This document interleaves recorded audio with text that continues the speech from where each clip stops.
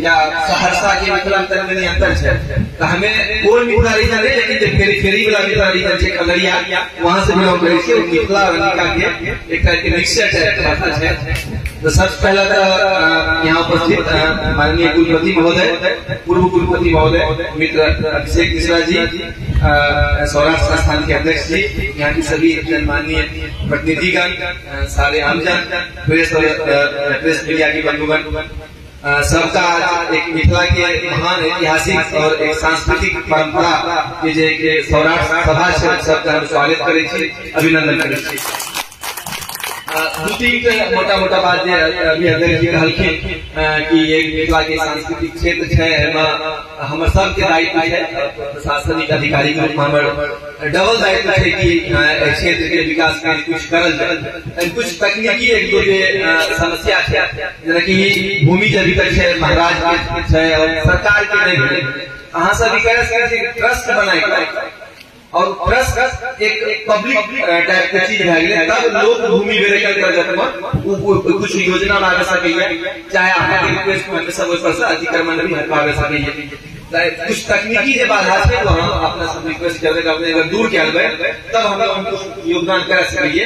अगर सरकार के भूमि रहती है, सरकार जरूर कुछ न कुछ करती है, हमारा लगे अभी तक सरकार जब हम कुछ नहीं कर पा रहा है तो हो सके ये विजन। बाकी यहाँ सब मिथिला के सभी जनता के जितना भी यहाँ सब माननीय जनप्रतिनिधिगण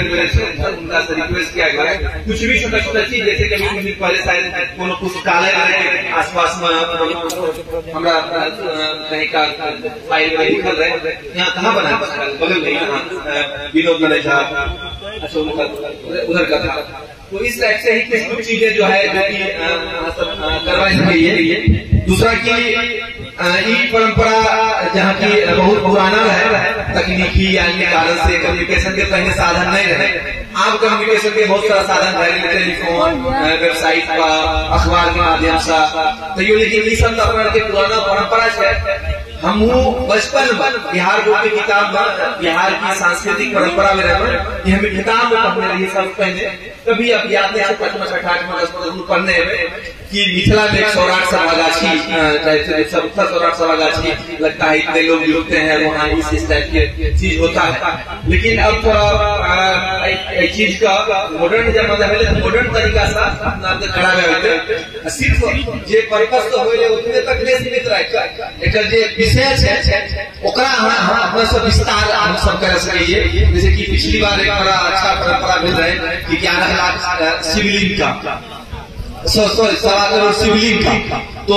वो परंपरा यहाँ के बाद राजेनगर में फैले कहीं और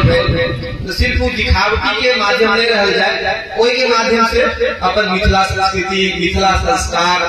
या मिथिला के अन्य परंपरा जो पॉजिटिव हमारा सब रहे बाकी लोग की तुलना में वो सब चीज में, चाहे अपन बच्चा का संस्कारित करावे के साथ, चाहे कुछ वहन चीज जे की नया इनोवेटिव करे जा सके, जेना कि शादी विवाह के पहले बात है, आजकल लगे गाँव घर में जनेऊ हो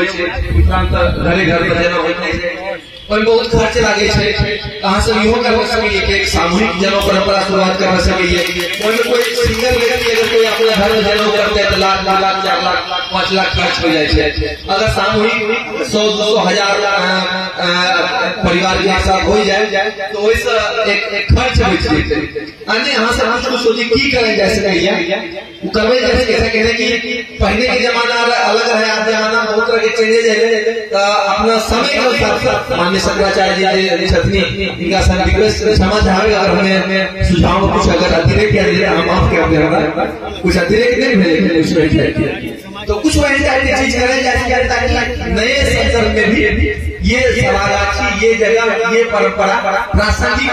कोई भी परंपरा को प्रासंगिक बनाने के लिए नए नए संदर्भ को उसमें जोड़ना होता है। कोई भी चीज आप देखते हैं, चाहे फिल्म हो, टेलीविजन हो,